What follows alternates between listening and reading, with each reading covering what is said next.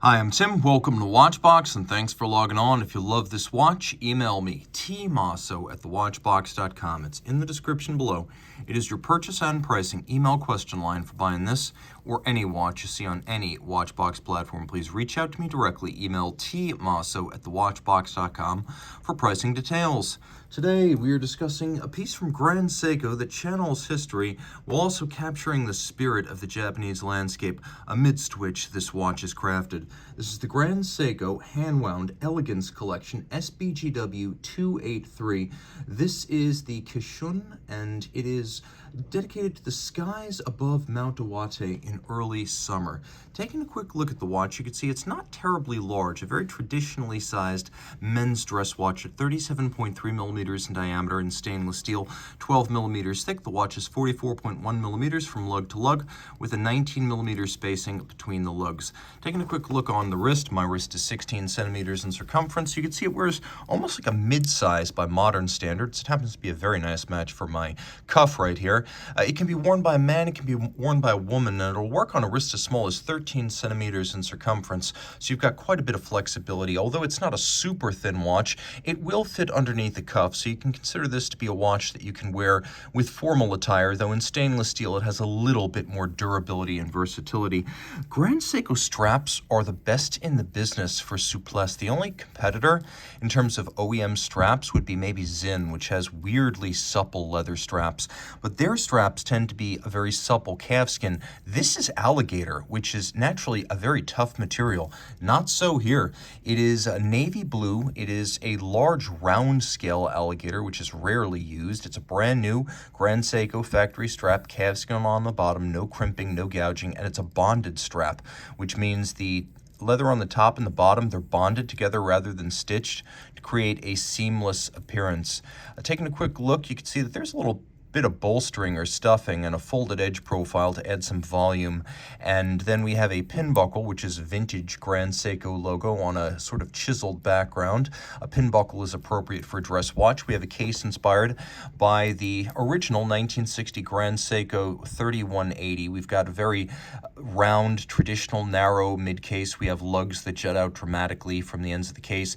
We have strap tool holes for those who wish to strap swap, which was very common in the 60s and remains so today on Seiko and Grand Seiko models. We've got the Grand Seiko logo. On the crown itself, it is a push-down crown. The watch is 30 meters water resistant.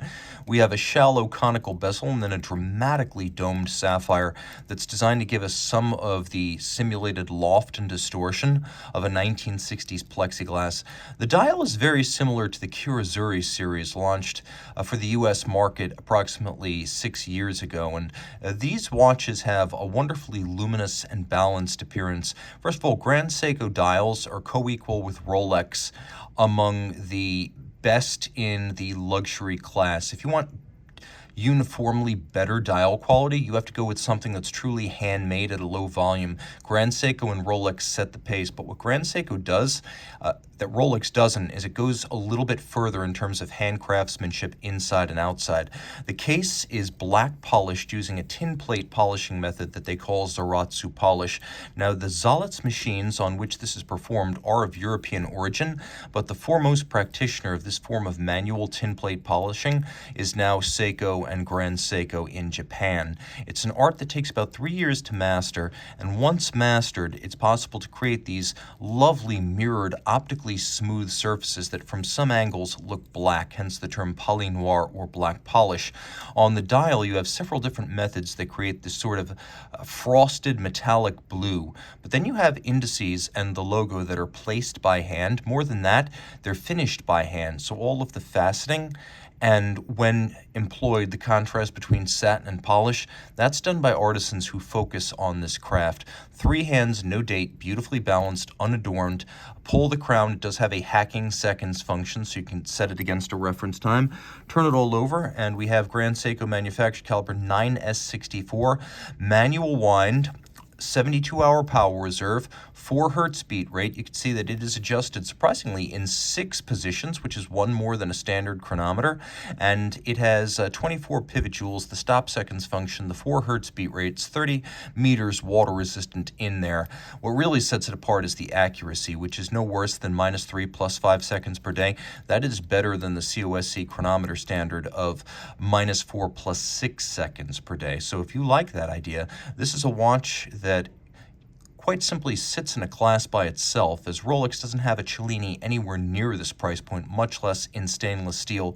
The Omega Trésors are bigger, thicker, more complex. This is a wonderfully simple distillation of everything that was great about mid-century modern men's dress watches in a package that is simply rife with handcrafted details and Grand Seiko's famous attention to minutia. So reach out to Team Mosso at thewatchbox.com for purchase and pricing details.